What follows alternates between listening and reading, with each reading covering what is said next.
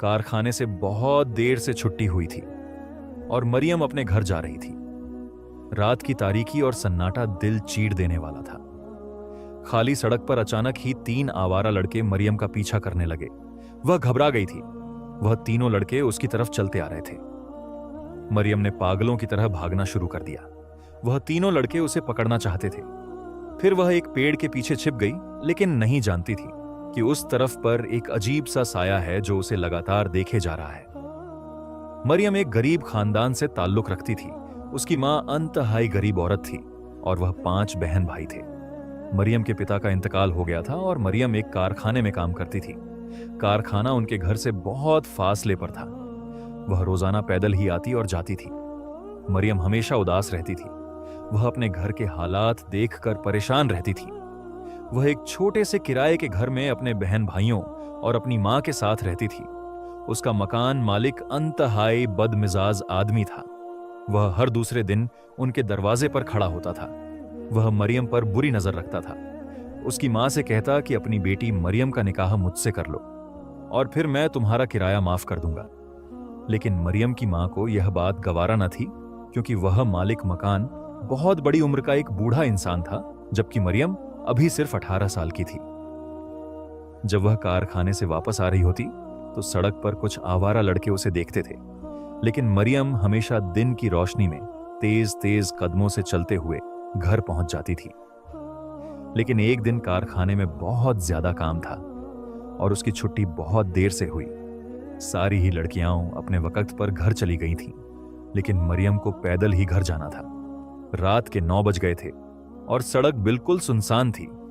इस सड़क से गुजरते हुए मरियम कभी बहुत घबरा रही थी, क्योंकि सड़क पर खड़े हुए वही 3-4 आवारा लड़के उसे देखकर हंस रहे थे। जैसे ही वह वहां से गुजरने लगी, अचानक उन लड़कों ने मरियम का पीछा करना शुरू कर दिया और तेजी से उसके पीछे भागने लगे। मरियम समझ गई थी कि आज उसकी इज्जत खतरे में है। वह भी पागलों की तरह भागने लगी। भागते भागते वह एक अनजान जगह पर चली गई थी, जहां पर पेड़ ही पेड़ और झाड़ियां ही झाड़ियां थीं। इन पेड़ों के पीछे छिपकर वह अपने आप को महफूज समझ रही थी। वह एक पुराने बरगद के पेड़ के नीचे छिपने में कामयाब हो गई थी। वह आवारा लड़के जो उसके पीछे पीछे आए थे उसे तलाश करने लगे, लेकिन नाकाम होकर वापस लौट गए। लेकिन मरियम नहीं जानती थी कि उस पेड़ पर रहने वाला एक साया उसे लगातार देखे जा रहा है। अचानक ही उसे एक अजीब सी सरगोशी सुनाई दी। मरियम यह आवाज सुनकर घबरा गई थी। वह चारों तरफ देखने लगी, लेकिन उसके पास सिवाय सन्नाटे और अंधेरे के कुछ भी नहीं था। जब उसे यकीन हो गया कि वह लड़के चले गए हैं, तब वह चुपके से उस पेड़ के पीछे से निकली थी। अचानक अंधेरे में चलते वह किसी से बुरी तरह टकराई थी। यह देखकर उसके पैरों तले से जमीन निकल गई कि सामने एक खूबसूरत नौजवान खड़ा था, जिसने सफेद रंग का लिबास पहन रखा था और वह अपनी खूबसूरत आंखों से मरियम को देख रहा था। मरियम उसे देखकर घबरा गई। वह यह समझ रही थी कि शायद यह भी कोई अवबाश नौजवान है जो उसकी इज्जत खराब करना चाहता है। लेकिन वह नौजवान मरियम से कहने लगा, मैंने उन लड़कों को भगा दिया है मारकर, वह जो तुम्हारा पीछा करते हुए यहां तक आए थे। यह सुनकर मरियम हैरान रह गई। फिर वह नौजवान कहने लगा, चलो मैं तुम्हें घर तक छोड़ देता हूं। अब वह मरियम के पीछे पीछे आ रहा था। रात की तन्हाई और काले अंधेरे में मरियम को उस नौजवान का साथ बहुत अच्छा लग रहा था। वह उसे घर तक छोड़कर चला गया था। घर जाकर मरियम ने अपनी मां को सारा वाकया सुनाया। उसकी मां परेशान हो गई थी। फिर वह मरियम से कहने लगी कि अब वह उस रास्ते से न आया करे। जब भी देर से छुट्टी हो तो दूसरा रास्ता इख्तियार किया करे। मरियम ने अपनी मां की बात सुनकर सर हिला दिया था, क्योंकि वह अपने घर का सहारा थी। उसके कारखाने की तनख्वाह से ही उसके घर का गुजारा होता था। फिर दूसरे दिन वह काम पर चली गई और वापसी छुट्टी में उसने दूसरे रास्ते को इख्तियार किया था। लेकिन यह रास्ता एक वीरान जंगल से होकर गुजरता था। इस जंगल से गुजरते हुए अचानक ही मरियम को अपने पीछे कदमों की आहट सुनाई दी। वह इन आवाजों को सुनकर घबरा गई थी। जैसे ही पलटकर देखा तो पीछे कोई भी नहीं था। पेड़ों के सूखे पत्ते जमीन पर बिखरे थे और मरियम को ऐसे लग रहा था जैसे इन पत्तों के ऊपर उसके पीछे पीछे कोई चलता हुआ आ रहा है। कदमों की खामोश आहट उसका पीछा कर रही थी। वह और भी तेज तेज चलने लगी, लेकिन यह रास्ता बहुत तवील और लंबा था। अचानक ही फिर से उसे अपने पीछे कदमों की आवाजें सुनाई देने लगी। जैसे ही वह पलटी तो पेड़ के पीछे से निकलकर वही नौजवान उसके पीछे चला आया जो कल उसे घर तक छोड़कर गया था। मरियम उस नौजवान को देखकर हैरान रह गई, जिसकी खूबसूरत आंखें अंधेरे में खूब चमक रही थीं। वह मरियम को देखकर मुस्कुराया और उससे कहने लगा, तुम एक डरपोक लड़की हो। मैं देखता हूं कि तुम बहुत खौफजदा नजर आती हो। क्या मैं तुम्हें घर तक छोड़ दूं? मरियम सर झुकाकर कहने लगी, हां, उसे इस रास्ते से गुजरते हुए बहुत डर लगता है। यहां वीरानी और सन्नाटा है, जबकि दूसरे रास्ते पर शैतान नुमा इंसान फिरते हैं जो उसका पीछा करते हैं। तो वह नौजवान कहने लगा, मुझसे घबराने की जरूरत नहीं, मैं तुम्हें कुछ नहीं कहूंगा। चलो मैं तुम्हें घर तक छोड़ देता हूं। फिर रोजाना ही ऐसा होने लगा। वह नौजवान मरियम को उसके दरवाजे तक छोड़ देता और वापसी में मरियम उसी रास्ते को इख्तियार करती। आते जाते वह नौजवान मरियम को बहुत अच्छा लगने लगा। एक दिन मरियम उससे कहने लगी, तुम्हारा नाम क्या है? वह नौजवान कहने लगा, मेरा नाम रेहान है। मरियम उससे कहने लगी, तुम कहां रहते हो? तो रेहान कहने लगा, मैं इस जंगल के पीछे जो बस्ती है वहीं पर रहता हूं। यह सुनकर मरियम ने सर हिला दिया था, लेकिन वह दिल ही दिल में रेहान को पसंद करने लगी थी। तो बड़ी शिद्दत से हर रात जब भी कारखाने से वापस आती, उसका इंतजार कर रही होती। अब मरियम की निगाहें उसे ही तलाश करती रहती थीं, जैसे वह उसके इंतजार में हो। मरियम अब रेहान की आदी हो चुकी थी। रोजाना शाम के वक्त वह रेहान को उसी सुनसान रास्ते पर देखती और वह खामोशी से उसके साथ साथ चलता। उसकी आंखों में एक अजीब कशिश थी, जैसे वह मरियम की रूह को खींचती हो। मरियम का दिल अब रेहान के बिना अधूरा लगता था। उसे वह रात याद आती जब उसकी इज्जत खतरे में थी और रेहान किसी फरिश्ते की तरह अचानक जाहिर हुआ था। वह यह सोचकर काम जाती कि अगर उस दिन रेहान उसकी मदद न करता तो न जाने उसके साथ क्या होता। अब उसके चेहरे पर एक खास चमक रहने लगी थी, जो उसके साथ काम करने वाली लड़कियों ने भी नोट कर ली थी। एक दिन कारखाने में काम के दौरान मरियम की एक साथी लड़की ने उससे कहा, तुम्हारी आंखों में एक अजीब सी चमक है और तुम बहुत खुश नजर आती हो। क्या वजह है? क्या कोई खास बात है? मरियम ने मुस्कुराकर कहा, बस कुछ नहीं, बस जिंदगी कुछ बेहतर हो गई है। लेकिन उसे खुद भी पता नहीं था कि जो चीज उसे खुशी दे रही है वही उसकी जिंदगी का सबसे खतरनाक राज बनने वाली है। वह एक ऐसी दुनिया में कदम रखने वाली है जो उसके होश उड़ा देगी, जिसके बारे में उसे कुछ भी मालूम नहीं था। रात को जब वह हसब मामूल जंगल के रास्ते से गुजर रही थी, रेहान उसे वहां पहले से मौजूद मिला। आज वह कुछ अलग लग रहा था। उसकी आंखें और ज्यादा चमक रही थीं और उसके कदम जमीन को छू भी नहीं रहे थे। मरियम उससे कुछ सवाल करना चाहती थी, लेकिन वह पूछने की हिम्मत नहीं कर पा रही थी। फिर एकदम से ही वह रेहान से कहने लगी, तुमने मेरी मदद की, मेरी इज्जत को बचाया, लेकिन आज तक तुमने मुझे अपने बारे में नहीं बताया। तुम कौन हो और तुम्हारे माँ बाप कहाँ हैं? तुम हमेशा मेरी मदद के लिए यहां कैसे आ जाते हो? क्या तुम मेरा इंतजार करते हो? यह सुनकर रेहान अजीब से अंदाज में मुस्कुराया और मरियम से कहने लगा, बहुत जल्द मैं तुम्हें अपने बारे में बता दूंगा, लेकिन मैं तुम्हें एक राज बताना चाहता हूं। है मरियम, मैं तुमसे मोहब्बत करता हूं। एक दिन मरियम की मां उससे कहने लगी, आजकल तुम बहुत देर से आ रही हो, खैरियत तो है? और तुम्हारे चेहरे पर खुशी की चमक है, क्या तुम्हारी तनख्वाह में इजाफा हो गया है? यह सुनकर मरियम मुस्कुराई और कहने लगी, नहीं मां, लेकिन क्या पता बहुत जल्द हमारे हालात बदल जाएं। रेहान का साथ पाकर वह जैसे ख्वाबों में जीने लगी थी और जिंदगी उसके लिए बहुत खूबसूरत हो गई थी। लेकिन वह नहीं जानती थी कि आने वाली जिंदगी उसके लिए क्या मोड़ लेकर आने वाली है। एक दिन कारखाने से वापसी में जब एक पेड़ के नीचे खड़ा रेहान उसका इंतजार कर रहा था, वह रेहान से कहने लगी, मैं तुम्हें अपनी मां से मिलवाना चाहती हूं। यह सुनकर रेहान के चेहरे का रंग बदल गया था। फिर वह कहने लगा, मरियम, मुझे माफ कर दो, लेकिन मैं तुम्हारी मां से नहीं मिल सकता। रेहान की बात सुनकर मरियम के चेहरे पर उदासी छा गई थी और फिर वह उससे नाराज हो गई और खामोशी से अपने घर आ गई। उसकी आंखों की चमक मंद पड़ गई थी। अगले दिन जैसे ही वह कारखाने से वापस घर जाने लगी, जंगल की तारीकी में उसे रेहान खड़ा हुआ दिखाई ही न दिया और वह बहुत ज्यादा घबरा गई थी। उस सुनसान रास्ते से गुजरते हुए उसके कदम डगमगा रहे थे। बहुत तेज तेज कदमों से घर जा रही थी, क्योंकि रेहान जब उसके साथ होता तो उसे डर नहीं लगता था, लेकिन आज वह बहुत खौफ महसूस कर रही थी। तभी अचानक उसे अपने पीछे आवाज सुनाई दी, मरियम रुक जाओ, मैं आज भी तुम्हारा इंतजार कर रहा था। वह उस वीरान सन्नाटे में उसकी आवाज सुनकर हैरान थी। उसने चारों तरफ देखा, लेकिन रेहान उसे कहीं भी दिखाई नहीं दिया था। सिर्फ उसकी आवाज ही उसके कानों में गूंज रही थी। रेहान लगातार उसे आवाजें दे रहा था, मरियम रुक जाओ, मैं तुम्हारा इंतजार कर रहा हूं। लेकिन वह कहां पर है? मरियम की नजरें उसे तलाश करने लगीं। अचानक ही किसी ने उसके कंधे पर हाथ रखा तो मरियम खौफ से उछल पड़ी। जैसे ही पलटकर देखा तो रेहान उसके सामने खड़ा था और उसे अपनी खूबसूरत मुस्कुराती हुई नजरों से देख रहा था। मरियम हैरान होकर कहने लगी, तुम कहां थे? मुझे दिखाई क्यों नहीं हुए? अचानक से तुम मेरे सामने कैसे आ गए? रात की तारीख में रेहान की सफेद आंखें चमक रही थीं और मरियम को आज पहली बार उससे डर लग रहा था।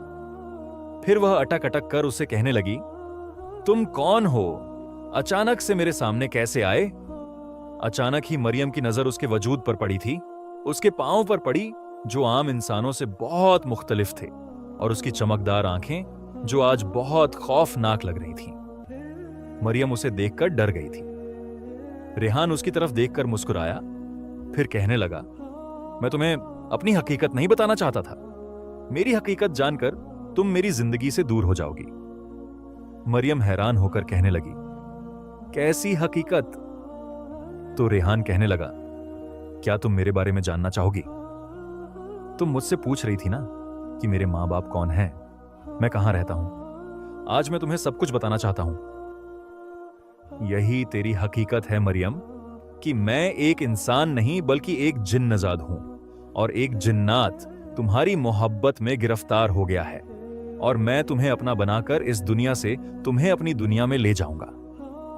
यह सुनकर मरियम खौफ से कांपने लगी। अचानक ही रेहान का चेहरा बदल गया था। वह इंसान नहीं बल्कि एक जिन्नजात की तरह दिखाई दे रहा था।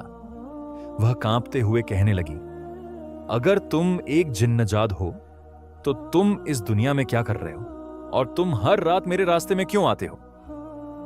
रेहान यह सुनकर मुस्कुराया और कहने लगा, क्योंकि जब मैं पैदा हुआ था तो मुझे एक जिन्नाती दुनिया के आलिम ने कहा था कि तुम्हें एक इंसान लड़की से मोहब्बत होगी जिसका नाम मरियम होगा, और वह लड़की बिल्कुल पाक होगी। यह सुनकर मरियम के कदम लरच गए, उसकी जबान गूंगी हो गई। उसके जहन में हजारों सवाल दौड़ने लगे। तुमने मुझे क्यों बचाया? तुम मेरे साथ क्यों चलते हो? मरियम की आवाज कांप रही थी। रेहान ने संजीदगी से कहा, क्योंकि तुम पाक हो, मासूम हो, मजलूम हो, और अब तुम मेरी हो मरियम। मरियम की आंखों में आंसू भर गए। मैं किसी की चीज नहीं हूं, वह चीखी। रेहान ने नरमी से उसकी तरफ कदम बढ़ाए। मैं तुमसे मोहब्बत करता हूं मरियम, और इस मोहब्बत की कीमत तुम्हें भी चुकानी होगी, वह भी मुझसे निकाह करके। यह सुनकर मरियम के होश उड़ गए थे। वह वहां से भागने लगी, लेकिन ऐसे लग रहा था जैसे जिन्नजाद रेहान उसका पीछा कर रहा है। वह घर चली आई थी, लेकिन उसके चेहरे का रंग उड़ा हुआ था। जैसे ही वह घर पहुंची, उसकी मां उसकी हालत देखकर परेशान हो गई। वह मरियम से कहने लगी, मरियम क्या हुआ? क्या आज फिर उन लोगों ने तुम्हारा पीछा किया? तो मरियम ने रोना शुरू कर दिया था। उसे यकीन नहीं आ रहा था कि रेहान एक जिन्नजाद है जो उससे निकाह करना चाहता है। दूसरे दिन काम पर जाते हुए वह घबरा रही थी, और छुट्टी के बाद वह उस रास्ते से नहीं गई जहां पर रोजाना रेहान उसका इंतजार कर रहा होता था। लेकिन जैसे ही वह दूसरे रास्ते से गुजरने लगी, अचानक ही वही लोग उसका पीछा करने लगे जो उस दिन उसके पीछे लग गए थे। वह तीनों के तीनों आवारा लड़के उसके पीछे भागने लगे। वह कई दिनों से मरियम का इंतजार कर रहे थे, और आज मरियम उनके हाथ लग गई थी। फिर खुद ब खुद मरियम के कदम उसी तरफ उठने लगे। वह जानती थी कि कोई है जो उसे बचा लेगा, जो उन आवारा लड़कों को अपने खौफ से इस कदर दहशत में मुब्तला कर देगा कि वह उसका पीछा छोड़ देंगे। मरियम के कदम उसी जंगल की तरफ उठ रहे थे। हर तरफ तारीकी थी। उस जंगल के घुप अंधेरे में मरियम भी एक पेड़ के पीछे छिप गई थी, लेकिन उन आवारा लड़कों के भागने की आवाजें उसके कानों में आ रही थीं। तभी उनके चीखने की आवाज सुनकर मरियम ने अपने दोनों कानों पर हाथ रख लिए थे। वह जान गई थी कि जिन्नाजाद रेहान आ गया है उसे बचाने के लिए। वह जानती थी कि वह एक जिन्नात है जो बहुत ताकतवर है, और एक जिन्नात मरियम से मोहब्बत करने लगा है जो उसे कोई तकलीफ नहीं पहुंचने देगा, क्योंकि वह बिल्कुल मासूम है, पाकीज़ा है, सिर्फ और सिर्फ उस जिन्नाजाद की मोहब्बत के लिए। उसी पेड़ के पीछे छिपी मरियम अब रेहान जिन्नात का इंतजार कर रही थी, लेकिन वह उसके सामने नहीं आया। मरियम की आंखें उसे तलाश कर रही थीं, लेकिन वह न जाने कहां छिप गया था। तभी अचानक मरियम चिल्लाते हुए कहने लगी, तुम मेरे सामने क्यों नहीं आते? रेहान जिन्नात की आवाज उसके कानों में आई, जब तक तुम निकाह के लिए राजी नहीं होगी मैं तुम्हारे सामने नहीं आऊंगा, क्योंकि तुम भी मेरी मोहब्बत में गिरफ्तार हो गई हो। हमारी मोहब्बत इस दुनिया में एक अनोखा रंग लेकर आएगी, एक जिन्नजाद और एक इंसानी लड़की की मोहब्बत। क्या तुम भी मुझसे मोहब्बत करती हो? रेहान जिन्नजाद ने उससे पूछा। अब मरियम खामोश थी। थोड़ी देर बाद वह घर आ गई थी, लेकिन जैसे ही उसने घर में कदम रखा उसके पैरों तले जमीन निकल गई, क्योंकि सामने उसकी मां नीचे जमीन पर बेहोश पड़ी थी और उसके छोटे भाई बहन अपनी मां से लिपटे रो रहे थे। मरियम अपनी मां की हालत देखकर बहुत परेशान हो गई थी। वह फौरन ही उसे एक सरकारी अस्पताल लेकर गई, जहां पर डॉक्टर ने उसे बताया, तुम्हारी मां को एक बहुत खतरनाक बीमारी है, इसका इलाज कराना जरूरी है, वरना तुम्हारी मां मर जाएगी। यह सुनते ही मरियम ने रोना शुरू कर दिया था, जबकि उसके छोटे भाई बहन घर में थे जो अपनी बड़ी बहन और मां का इंतजार कर रहे थे।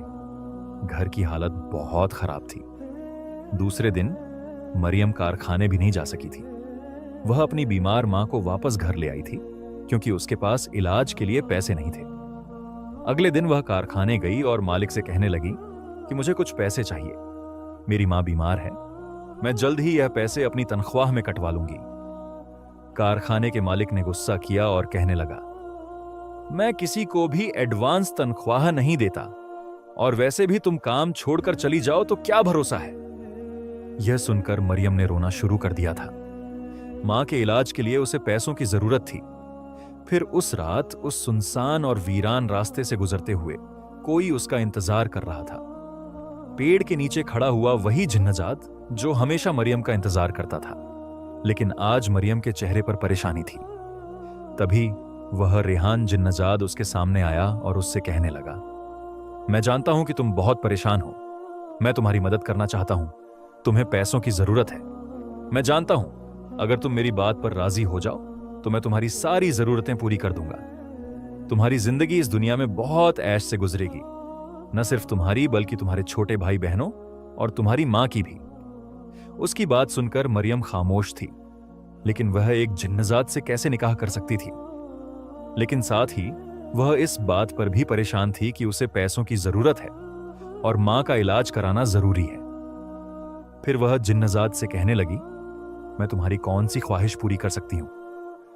यह सुनकर वह खौफनाक अंदाज में मुस्कुराया और मरियम से कहने लगा, मैं तुमसे निकाह करूंगा, क्योंकि जब मैं पैदा हुआ था तो मुझे एक जिन्नाती आमिल ने कहा था कि तुम्हारा एक लड़की से निकाह करना जरूरी है, वरना तुम्हारी सारी ताकतें जाया हो जाएंगी।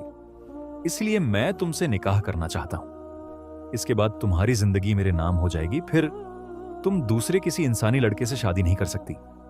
अगर तुम्हें यह शर्त मंजूर है तो मैं तुम्हें दौलत से मालामाल कर दूंगा, अपना सारा जिन्नाती खजाना मैं तुम्हें दे दूंगा, तुम्हारी यह दुनिया बहुत खूबसूरत हो जाएगी। मरियम चुपचाप उससे बातें सुन रही थी। गरीबी ने उसके दिल से एक जिन्नजाद का डर खत्म कर दिया था। हालात ने उसे यहां तक पहुंचा दिया था।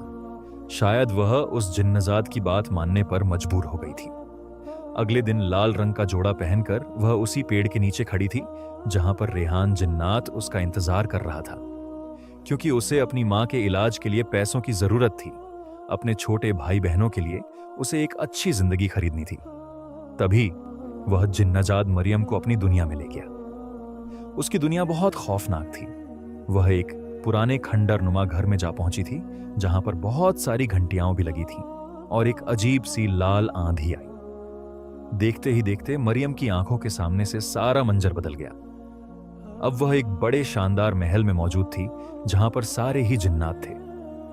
थोड़ी देर बाद रेहान और मरियम का निकाह हो गया। अब वह वापस अपनी दुनिया में लौट आई थी, लेकिन पलक झपकते में मरियम की जिंदगी बदल गई थी। उसने अपनी बीमार मां का इलाज भी करवा लिया और छोटे भाई बहनों के लिए उसने खूबसूरत घर खरीद लिया। अब वह शहर में रहने लगी थी और उसने कारखाने में काम करना छोड़ दिया था, क्योंकि रेहान जिन्नात ने उसकी जिंदगी अपने नाम कर ली थी और उसे दौलत से मालामाल कर दिया था। फिर एक दिन मरियम की मां उससे कहने लगी, अब मैं तुम्हारी शादी करना चाहती हूं, क्योंकि तुम्हारी शादी की उम्र हो गई है। अब तुम्हारी छोटी बहन इस काबिल हो गई है कि वह घर के मामलात संभाल सके। यह सुनकर मरियम घबरा गई और अपनी मां से कहने लगी, नहीं नहीं मां, मैं शादी नहीं कर सकती। मेरी शादी का ख्याल अपने दिल से निकाल दें। मरियम की मां उसकी बात सुनकर हैरान रह गई थी। फिर वह कहने लगी, आखिर क्या वजह है, तुम शादी क्यों नहीं करना चाहती? लेकिन मरियम कभी भी अपनी मां को नहीं बता सकती थी कि अपने छोटे भाई बहनों और अपनी मां की जिंदगी के लिए उसने अपनी जिंदगी दांव पर लगा दी थी। उसने अपनी सारी कुर्बानी, सारी खुशियां अपने घर वालों के नाम करके खुद एक जिन्नजात से निकाह कर लिया था। अब वह हर रात मरियम के पास आता और उससे ढेरों बातें करता। कभी कभार वह मरियम को अपनी दुनिया में ले जाता, लेकिन मरियम ने सारी जिंदगी शादी नहीं की, बल्कि एक जिन्नजात के नाम पर उसने अपनी जिंदगी गुजारी थी।